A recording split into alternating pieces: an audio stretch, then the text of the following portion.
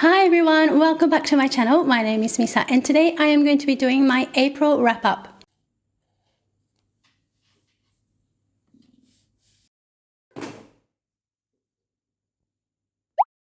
In April, I had a pretty good reading month and I actually finished 10 books, all of which were in English. Before I get started, I just want to let you know that I won't be giving star ratings today for these books because I found that I tend to fluctuate a lot with my feelings towards books.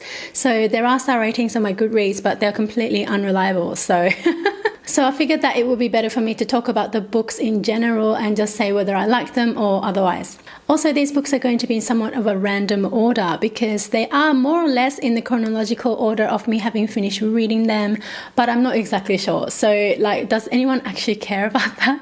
I couldn't find a good reason to stress about it, so I'm just not going to. So let's get started with my first book for April. You may remember from my previous wrap-up that I was in a huge Jostein Gaarder phase back then, and that carried over into April, and now that phase is very much finished. But anyway, I finished reading The Ringmaster's Daughter by Jostein Gaarder and translated by James Anderson. I would have to say this is one of my favorites by this author, and the other one being The Solitaire Mystery, which I thought was great as well. This story is about a character called Petter who loves to make up stories since he was young, and as he grows older, instead of becoming an author himself, he decides to make a business of selling his short stories or his storylines to other professional writers.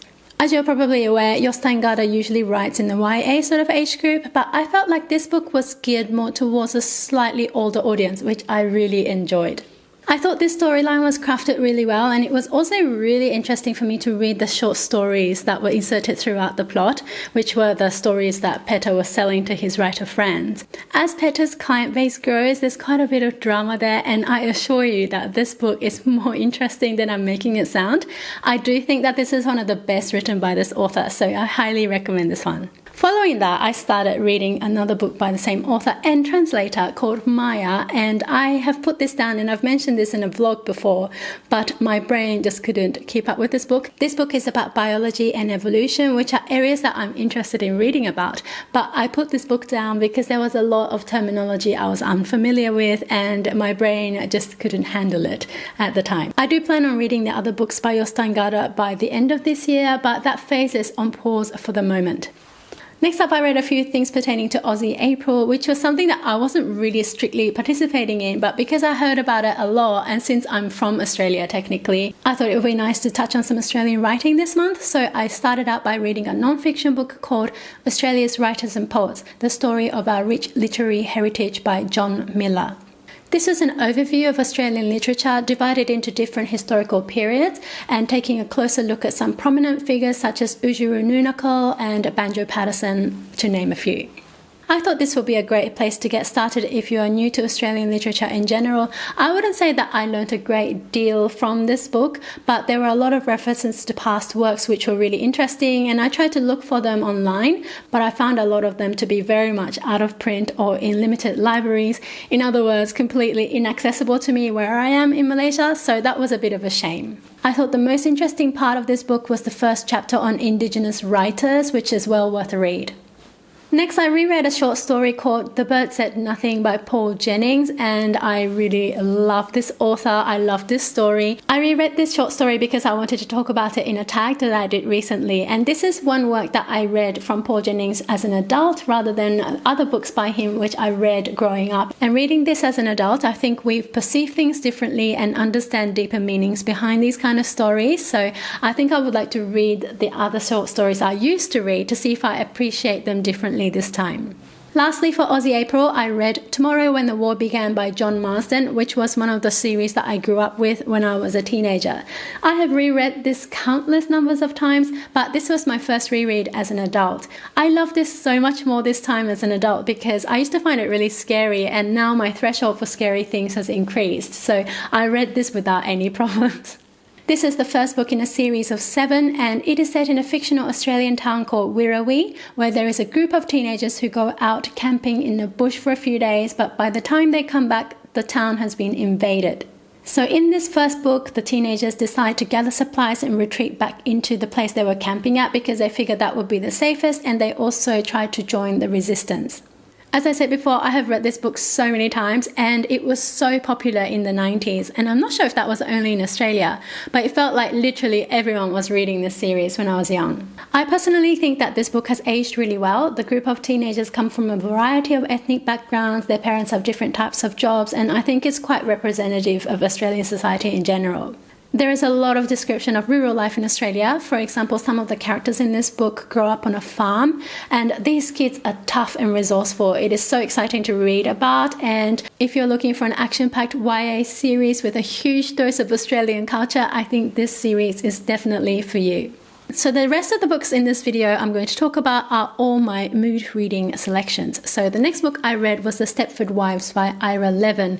This is a very popular book, so I'm just going to talk about it briefly, but the main characters are called Walter and Joanna, who moved to Stepford in Connecticut, which is a highly manicured community. There is a men's association that Walter is invited to join, and he goes along reluctantly at first. And on the other hand, Joanna is trying to make friends with the women in the community, but she finds that a lot of them turn her invitations down for coffee and things like that, saying that they are too busy doing housework. And she finds that really strange because some of these women used to have careers outside, but suddenly they change and they have no interest in doing that anymore. There's quite a bit of tension and drama as we find out what is going on in this community, but I knew what to expect because I had seen the movie before. But I think I ended up enjoying this book more than the movie because the sinister nature of this plot was more pronounced in the book. The next book I'd like to talk about is called Reputations by Juan Gabriel Vásquez, who is a Colombian author, and this book was translated by Anne McLean. This is set in Colombia, and the main character is called Javier Mayarino, who was a celebrated political cartoonist. Javier is now retired and he's looking back over his career spanning 4 decades, and one day he is visited by a young woman named Samantha, who asks him for an interview and visits him at his house, but then she reminds him of an incident that occurred 20 years prior. Mayarino's conscience is challenged by this memory as we find out the repercussions from that incident. I knew that much going into this book and I had high expectations because I thought the premise sounded really interesting, but in the end I thought that this book was too short and the ending was certainly too abrupt. At this point I also feel like I need to mention a content warning which might end up spoiling this book for some people, so if you don't want to know anything about this book, I will put a timestamp on the screen right now so you can skip ahead, and I will also have chapters in my description box below. Even though I normally avoid spoiling books in general, I feel like this one is important to warn readers because it contains sexual assault on a child. If I'd known that this is in the book, I'm not sure that I would have picked it up so enthusiastically. But anyway, I feel that the author never gives a voice to this victim, and that's kind of the whole point of this book. To me, this book was thought-provoking. The story is told in limited third person, so we are always in Javier's mind, and we find out the entire plot through his point of view, so some things remain unseen. And then there's this other part of his personality that comes through, which has this really male-centric, sexist tone. And frankly, I just dislike this type of character. I see it a lot in books, and I could really do without them. So I like the concept of this book, but the characters let me down. The next book I'd like to talk about is called Spilling Clarence by Ursu, and I think this is the debut adult novel by this author.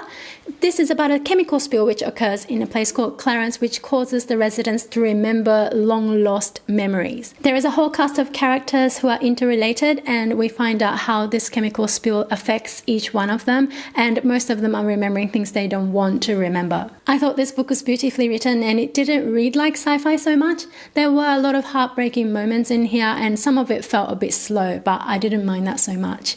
The only thing that I would criticize about this book is that there is this thing that some authors do where they list out a lot of things. That's not my favorite thing to read in a book, but I know that this author writes for middle grade, and I'm quite interested to check those books out as well. Next up, I read the funniest thing I've read in a long time, and that was called A Cruel Bird Came to the Nest and Looked In by Magnus. This is so funny to me. I love this book so much. It's basically a satire, and it is set in a place called Greater Fallowfields, where the emperor is missing and the ministers are trying to run the country, but they basically have no idea what they're doing. For example, the main character is not a musician. He virtually has no musical training, but he gets appointed the principal composer to the imperial orchestra.